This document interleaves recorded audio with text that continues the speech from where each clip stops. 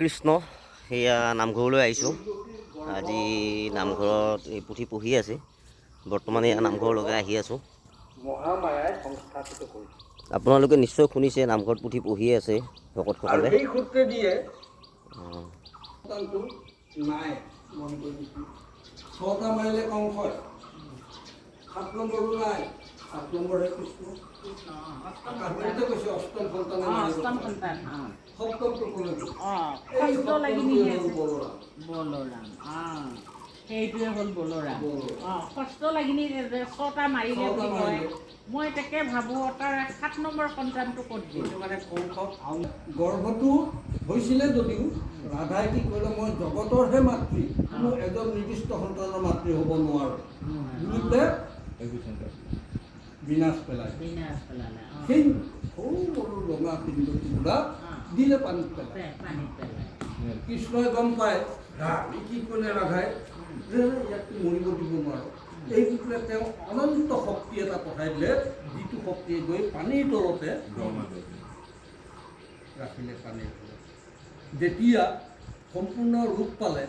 ৰূপ পোৱাৰ পিছত বাঢ়ি আহিব ধৰিলে বাঢ়িতে লাহে লাহে ডাঙৰ হৈ আহিছে তেতিয়া ঢাকি ৰাখিব নোৱাৰা হ'ল সেই গতিকে সি মূৰত তুলি লৈ একেবাৰে পানীৰ ওপৰলৈ নীৰত জন্ম হোৱাৰ কাৰণে তেওঁৰ নাম ৰখা হ'ল নাৰায়ণ নীল শব্দ হ'ল পানী পানীৰ সৃষ্টিৰ কাৰণে তেওঁ নাৰায়ণ ৰখা আৰু মাটিৰ পৰা পানীৰ উপৰিভাগলৈ লৈ যাবৰ কাৰণে শৰীৰটোক তেওঁ দীঘলীয়া কৰিব লগা নেজডালটো মাটিত লাগি থাকিব লাগিব পানীত ওলমি থাকিব নোৱাৰে ডুবি যাব গতিকে নেজডাল মাটিত লাগি আছে মাথাটো একেবাৰে ওপৰত উলিয়ালে মাথাটো লৈ কিমান দিন থাকিব আকৌ এটা বুদ্ধি কৰিলে কি নিজকে নিজে 3 পাকমান ঘূৰাই ওপৰত এনেকৈ দি সেই পাকৰ ওপৰত থোৱাই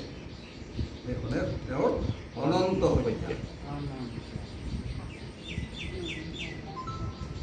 কৃষ্ণৰ ঔৰৱজাত সন্তান নাৰায়ণ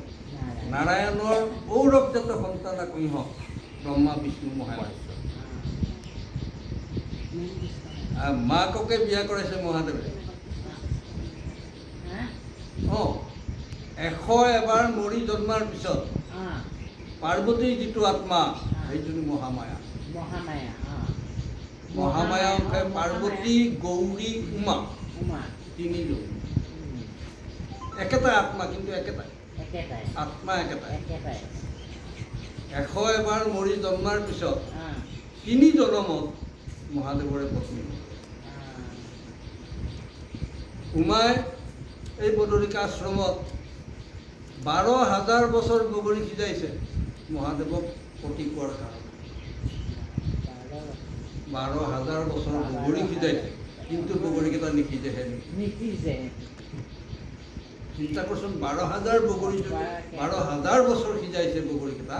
তথাপি নিসিজে নাৰদক কৈ কৈছে যিদিনাখন সিজিব সিদিনাখনে তুমি পতি পাবা এই বগৰী সিজোৱাৰ কাৰণে আশ্ৰমখন ঠাইখনৰ নাম বদৰিকা